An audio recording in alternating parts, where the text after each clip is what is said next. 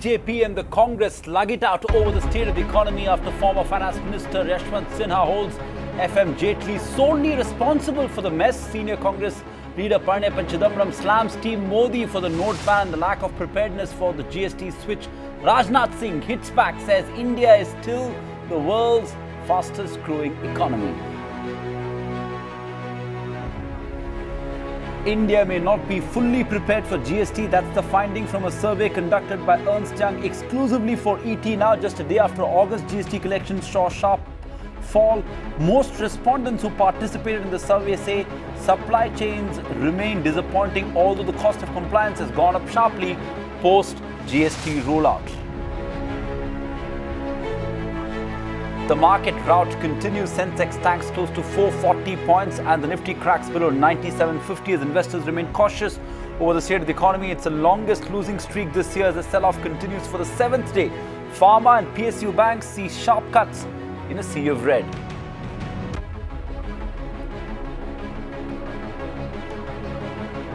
First signs of the thaw in a mega mobile war. Bharti Airtel's top boss Sunil Mittal says his company may build something together with Mukesh Ambani's Relgio in the future. Addressing India's first mobile congress, Mittal says telcos will have to collaborate on network and towers to cut costs. Ambani says data is the new oil and oxygen for the digital economy. Your favorite e-commerce player may soon deliver fuel at your doorsteps. Petroleum Minister Dharmendra Pradhan hints at the government's intention of giving a green light to oil marketing companies to introduce online sale of petrol and diesel. Indian forces strike Naga militant camps along the Myanmar border. Top army officials say in a covert operation in the wee hours, Indian forces inflicted heavy casualties on the Naga rebels who opened unprovoked firing. No casualties on the Indian side though. The CBI is all set to reopen the probe into the Bofors payoff scam. Move comes just a day after the investigative agency told the Supreme Court that it was denied a special leave petition by the UPA government against the 2005 Delhi High Court acquittal of all the accused in the politically sensitive case.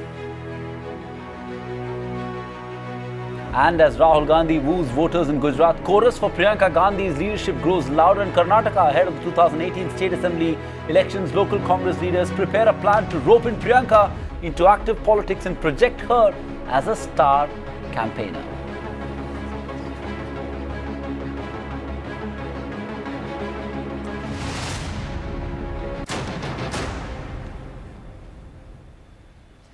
Good evening. The Indian economy is not sinking. Yes, the Q1 GDP at 5.7% is a shocker, and private sector investment is far from revival thanks to the twin balance sheet problems that continues to haunt both banks and industry.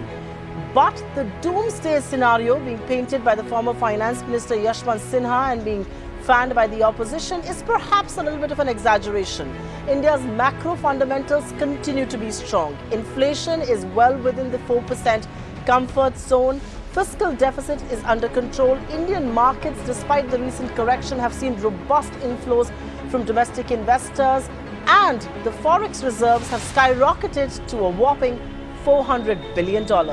This, of course, does not absolve the government of its responsibility in fixing the mess. It cannot remain in denial anymore and must take corrective steps to pump prime the economy. The damage inflicted by the ill-conceived demonetization drive needs to be offset. But is it fair to single out just the finance minister? And will this vicious personal attack get the economy out of the hole? It's time to put the economy first. This is the India Development Debate on ET Now. I'm Sandeep Gurumurthy, joining you live from our news center in Mumbai, and joining me in Delhi is my colleague Supriya Srinath. Before we take it to our panel of experts, let's first get you the war of words over the economic slowdown. BJP के senior नेता उन्होंने लिखा कि नरेंद्र मोदी जी ने, अरुण जेटली जी ने हिंदुस्तान की economy को नष्ट कर दिया है, खत्म कर दिया है। सारी दुनिया इस सच्चाई को स्वीकार करती है कि भारत पूरे वर्ल्ड की एक फास्टेस्ट ग्रोइंग इकोनॉमी है, और इस सच्चाई को किसी को भूलना नहीं चाहिए। Today I warmly applaud the article of Mr. Yashwant Sinha his views are not very different from what members of parliament belonging to the BJP and of course other parties have told us for many months privately and in soft whispers. It is a sad commentary on our times that MPs are afraid to reflect what they see and hear around them. Yet we call ourselves a free country. But the reality is that India's economy is today a strong economy. What we had inherited in 2014 was a period of near double-digit inflation, very high fiscal deficit, very high current account deficit, the twin balance sheet problem. Okay.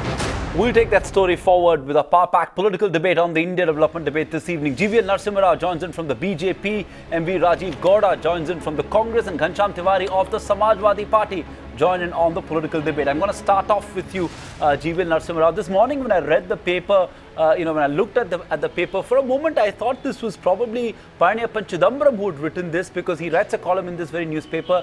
And then, to my utter surprise, I realized it wasn't him, but it was actually Yashwant Sinha. This is a massive embarrassment for the party, because it comes from a very tall leader of the party, it comes from a former finance minister of the party, and it comes from someone who's also part of the so-called Margdarshak Mandal of the BJP.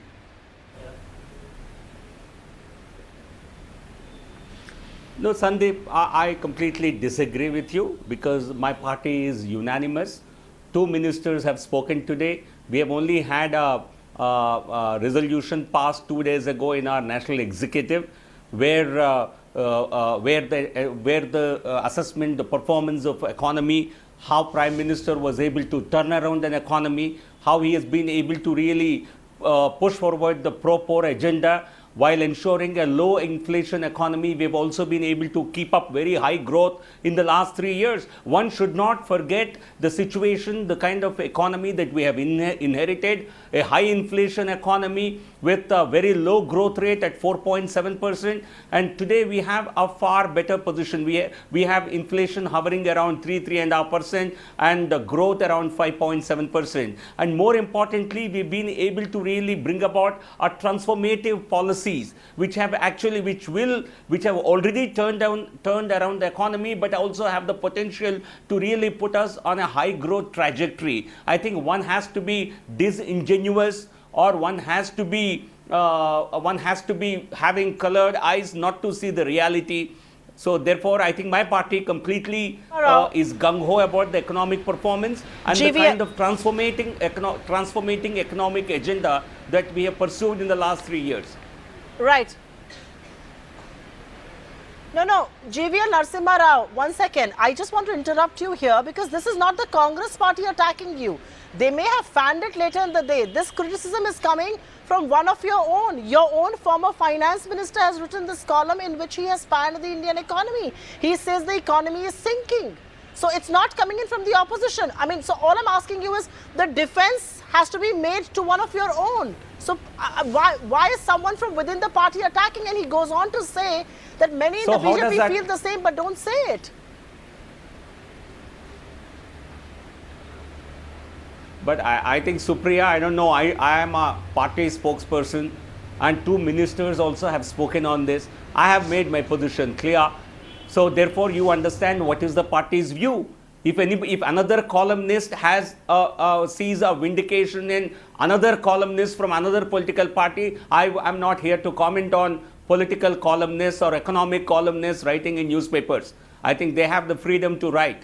But my party's position and what my ministers think about it is already there in public domain. I don't need to reiterate it any further. Okay, I understand you're clarifying your party's position, and several senior ministers have, and we played those sound bites as well in true spirit. And but it is an embarrassment for the BJP, and one cannot sort of run away from that. Before we get to the merits of what Yashwant Sinha has raised, Rajiv Gowda, I understand the Congress latched on to this opportunity to score political capital, and we heard the press briefing of Palaniappan Chidambaram. But let's talk about the substantive issues raised by Mr. Sinha. One of them is, of course, on revival of private investment. He says that, private investment is at a 2-decade low. There's no signs of revival in the private investment. We've been sort of talking about it as well. But the fact remains that the root cause of this has to be traced back to the performance of UPA1. The fact that corporate India is stuck with a twin balance sheet problem. On the one hand, corporates are over leveraged. They've got too much of debt on their books because of projects that they undertook during the so-called period of policy paralysis. And the other hand, of course, you've got banks that have got a serious, balance sheet problem. So, in many ways, this traces back to the economic performance of UPA2.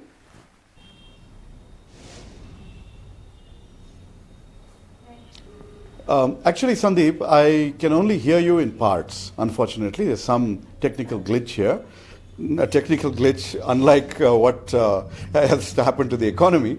But anyway, whatever little I could grasp of what you were asking me, let me point out that the problems facing the banks in terms of NPAs were caused by multiple factors. One was the Supreme Court's intervention in terms of coal allocation, etc., which put paid to a whole bunch of power projects, miscalculations on the part of investors in infrastructure projects like roads, anticipating tolls and things of that sort, which were not realistic, and these, and of course, banks being, what you might call irrationally exuberant in how much they lent out to airlines and companies of that sort.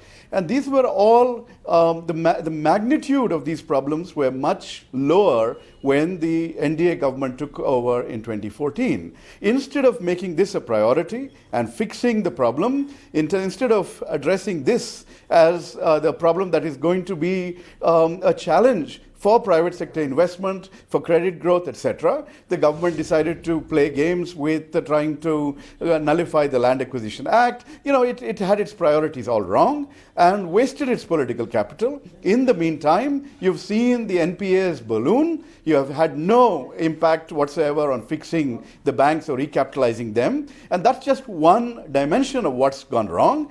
Many of the other factors that you see here are not related to the NPA problem alone.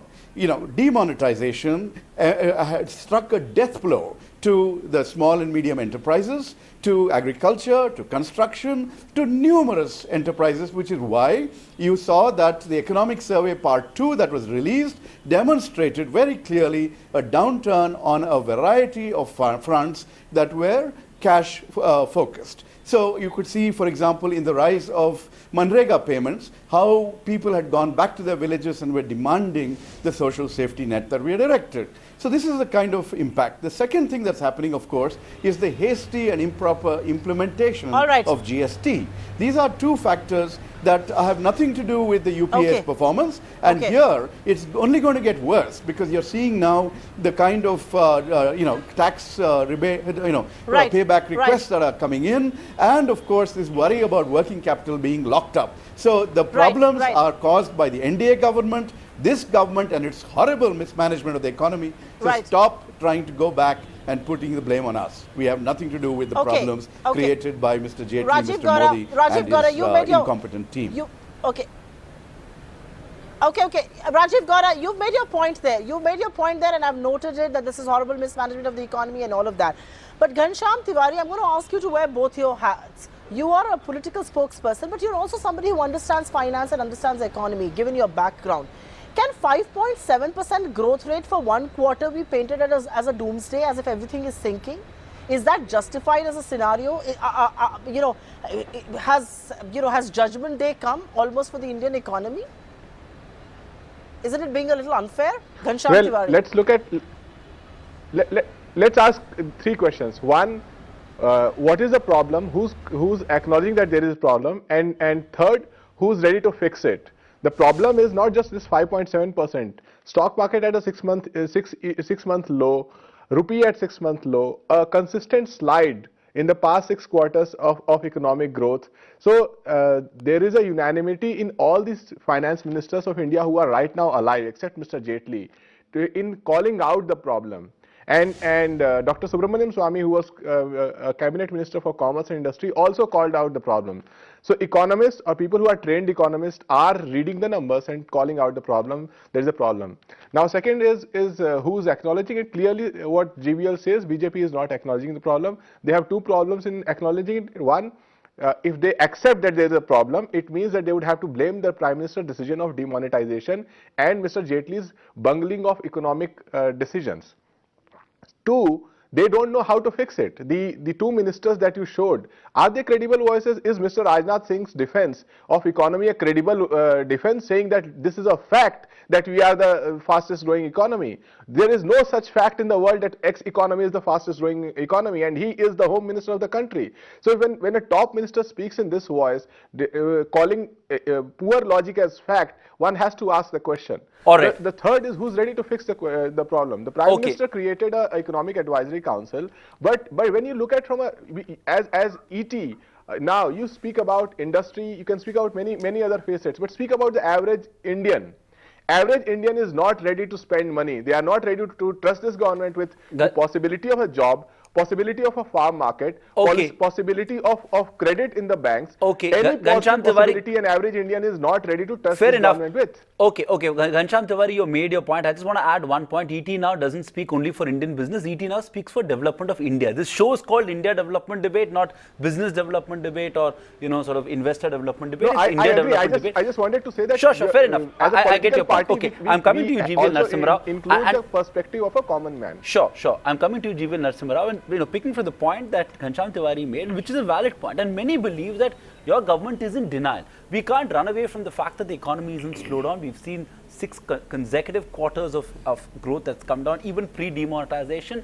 And the government in the BJP National Executive Meeting, the party passed a resolution praising demonetization, etc., etc. Is the government in denial? What needs to happen now are strong measures to pump prime the economy. Some steps, concrete steps, structural reforms to be taken. And yet all we see is this brazen defense of saying all is well, Achhe Din is here. That's probably uncalled for. GVL. No, Sandeep, I don't know who you are listening to. The statements that you make, I don't think anyone from my party has made or my government has made those statements. I think you seem to be eluding or illusioning something on your own. The reality is we have had a very good performance, but at the same time, we certainly see there are challenges. We want to further step up the private investment. You go back to the statement, just browse Google, you will not take a minute to read what the finance minister said only 3-4 days ago. We certainly want, this government, the economy, India's economy is replete with challenges. A measure like demonetization, our tax base is so low, from 3.5 crores to 6.5 crores we've been able to achieve in a manner of 1-2 years. Is that not a big achievement? Is that not a realization? The kind of inefficiencies we had because of lack of a single market, we have brought in GST. It's the biggest economic transformation ever. If we did not think there was a need for it, do you think we are not smart enough not to introduce it? I think when you make statements, please make them with some responsibility.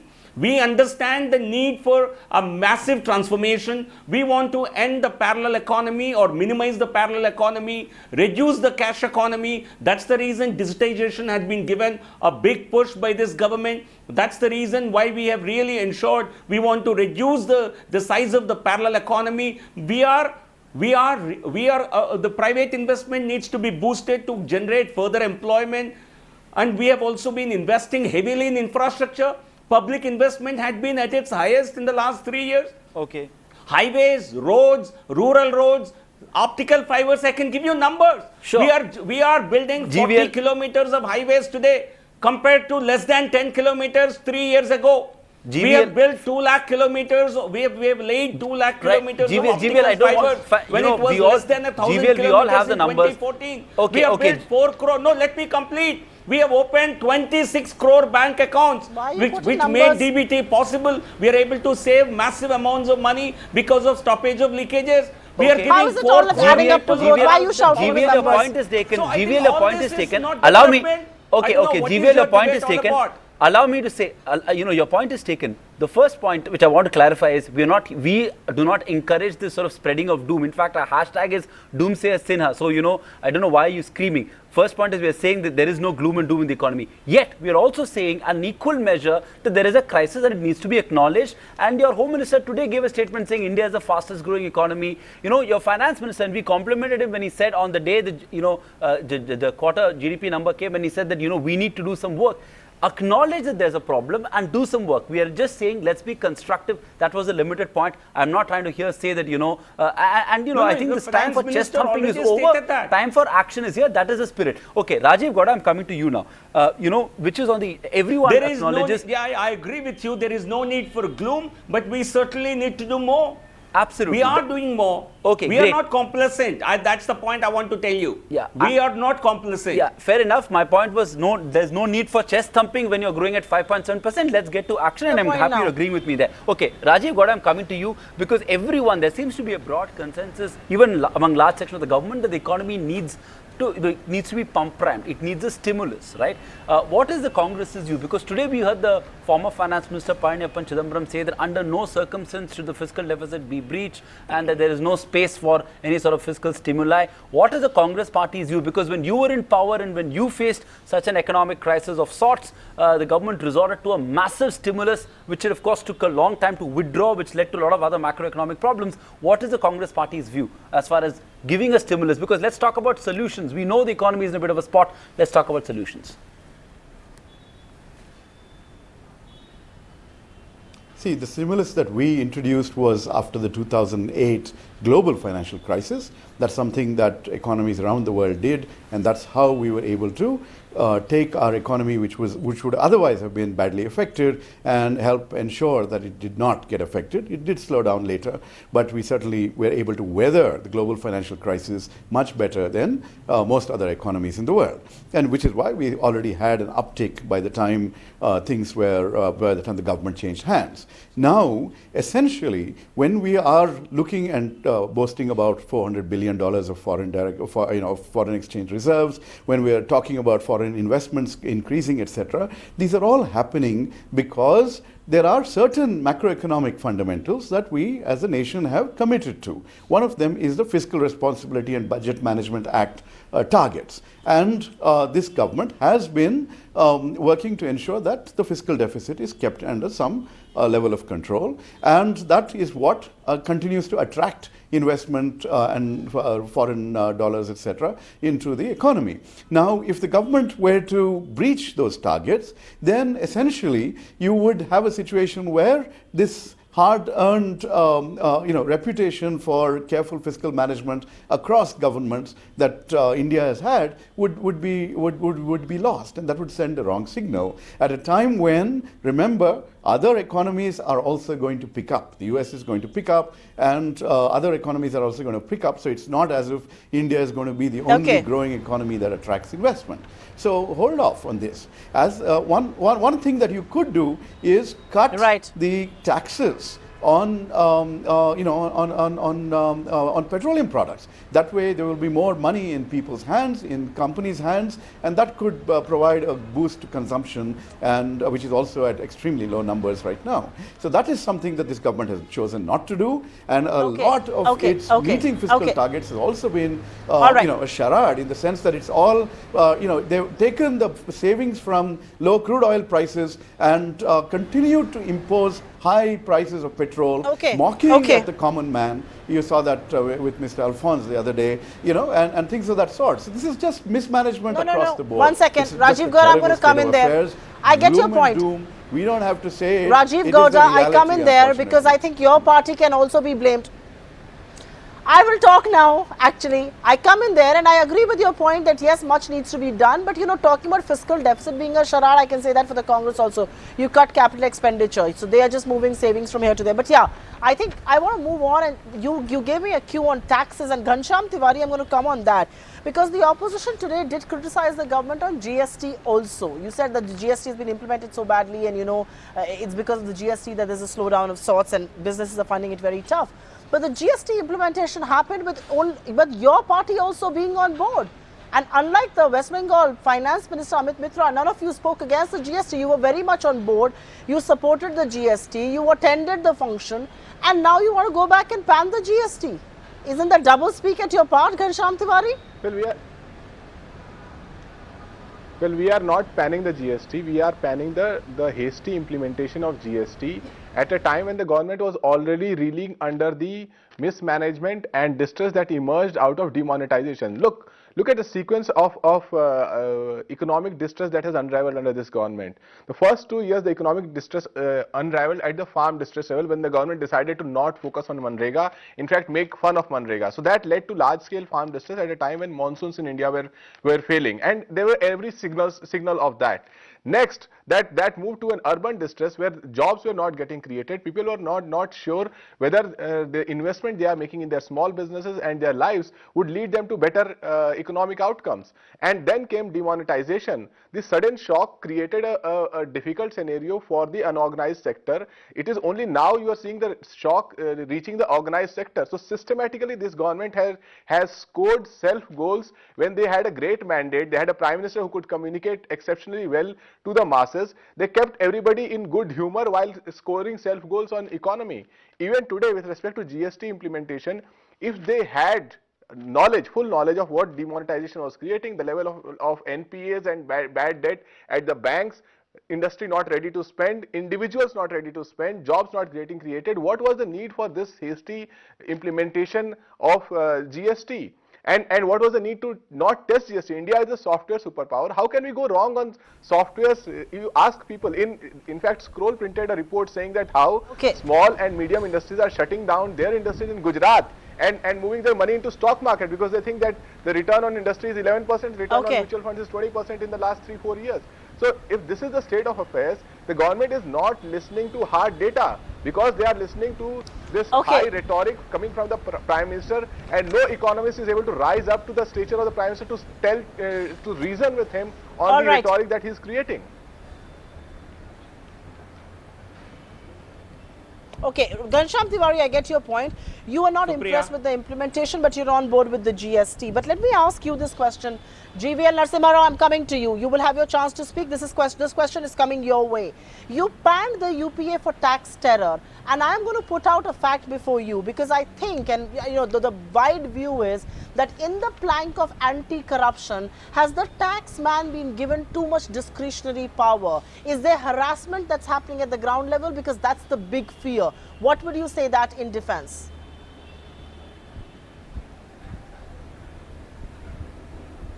GVL Narasimha Rao. No, Supriya, I have not heard any cases of any tax terror.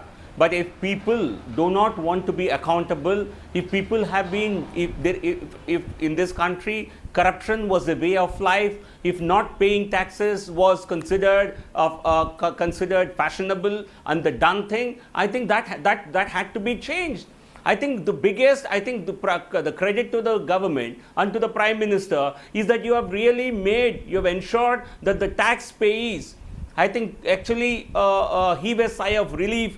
And it's only the tax chorwalas and tax thieves who actually felt for the first time any pressure in this country. I have not, in this country, it was considered a foolish thing to pay taxes, and it was considered, and now people really are lining up to pay taxes. The advanced tax collections or the revenues under various taxes are certainly on the rise because there is better compliance, because there is better tax payment. So I think this is the biggest spin-off of demonetization. And unlike what they are trying to now spread on television, the agricultural production was not affected by demonetization. We have had a bumper crop in Rabi, I think, which actually demonetization happened while the Rabi crop was in the fields. So we have had bumper production. Even the first quarter, the GDP of this year was not really so low. GDP in the last quarter really came down because of the transition, because of the destocking that happened in the last quarter. This is not going to be happening quarter after quarter, and certainly things will improve by the turn of this quarter or the next quarter. And you had to do a reform like this. It's a gigantic leap in reform. You could wait in perpetuity to implement a reform. That is what the bold leadership is all about. Willing to make change, willing to undertake reform, willing to take risks, because that's in larger national interest. I think for now, this was, even the timing of it was decided unanimously. So for Okay. any political party having a government today to claim that this was done in a hurry is being dishonest. Okay. Because except West Bengal government, no one had a problem even with the timing of the launch. Okay. And it has actually rolled out smoothly. I Right. don't think there were any major problems. No, no. If Okay. there are teething problems, they are being fixed. GVL, okay, fair enough. GVL, I would urge you to watch way the too debate much that's coming up denial. in 10 minutes. We've done a nationwide survey of CXOs with Ernst Young to understand the problems faced by small and medium enterprises and by corporate India. And there are issues. However, we support the goods and services tax, and if there is some pain that the economy is having to endure, so be it. Okay, let me come to you, Rajiv Gowda, and this is a question that ideally should be addressed to GVL Narasimha Rao, but I understand his predicament, and it's going to be uncomfortable for him to take this question, so I'm addressing it to you. Was this attack from Yashwant Sinha in poor taste? I mean, your P. Chidambaram can write such a column. He's a political adversary. It's his job to find faults. It's his job to look for it. But was this attack from Yashwant Sinha in poor taste to single out one man, one individual, to almost make it appear as if all the ills in the economy is because of one man, which is the Finance Minister Arun Jaitley? Was it in poor taste, Rajiv Gowda?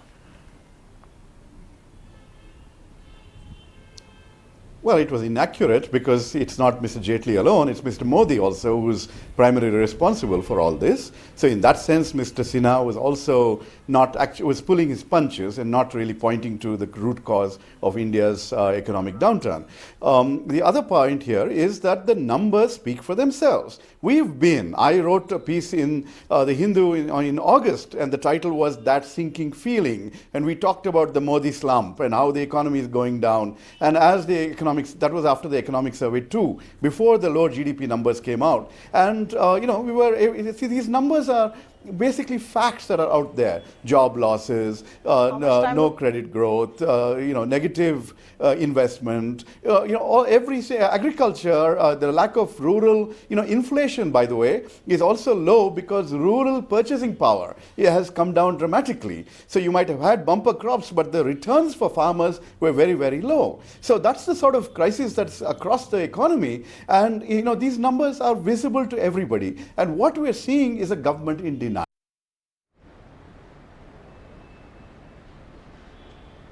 Okay. Rajiv Gowda, I get that part from you, but GVL Narasimha Rao, I have two questions for you, and I urge you to be crisp because I'm completely running out of time here. The first part that Yashwant Sinha talks about is that the finance minister has way too many responsibilities. He was holding defense twice, he's got corporate affairs, and he's finance. You need a full-time finance minister who just does that job, and he says it's a very time-consuming job, 24/7 job. So I want your response to that, because Mr. Jaitley has been pulled in all sorts of directions. And the second part, the point that Mr. Gowda made, that this isn't the finance minister alone. Why single out? Why make him the fall guy? Because every decision in this government is vetted by your prime minister and the rest of the cabinet. So don't paint Mr. Jaitley to be the fall guy. He's not going to take the fall for all of you. I mean, by all of you, I mean the rest of the party and the government. No, Supriya, I don't comment on the views expressed by columnists in their columns. So I think every columnist or every writer is entitled to express their views. But if this is a question from you, I will try and answer it, because Mr. Chidambaram also writes every week, and so is Mr. Sinha. So I would not really like to give my views on this unless you want to know it from your side.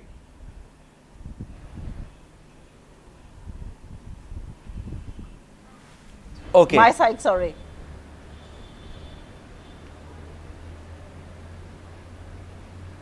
Quickly, GVL, if you want to complete that point there. Yeah, no, I said I don't want to comment on views of individual columnists and writers.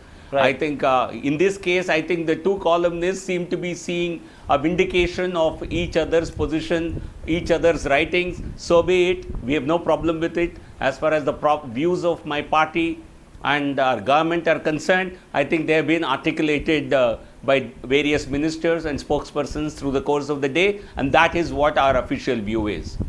Okay, fair enough. Last word to you, Ghanshyam Tiwari. I'm just going to give you 20 seconds, completely out of time, which is, who does this, this doomsday talk really benefit? I know there are political points to be scored, and on political issues, sure, trade barbs and all that. But when is the economy at stake, unnecessarily spreading gloom, it has an effect. It impacts the business sentiment in the country. It impacts how corporates look at the economy. It impacts how foreign investors look at the economy. It impacts how jobs are created, issues that you're fighting out as well. So this doomsday scenario, who stands to gain from it? I want to make this clear. There is no political or otherwise glory in seeing India go through a bad growth phase or decelerated growth phase.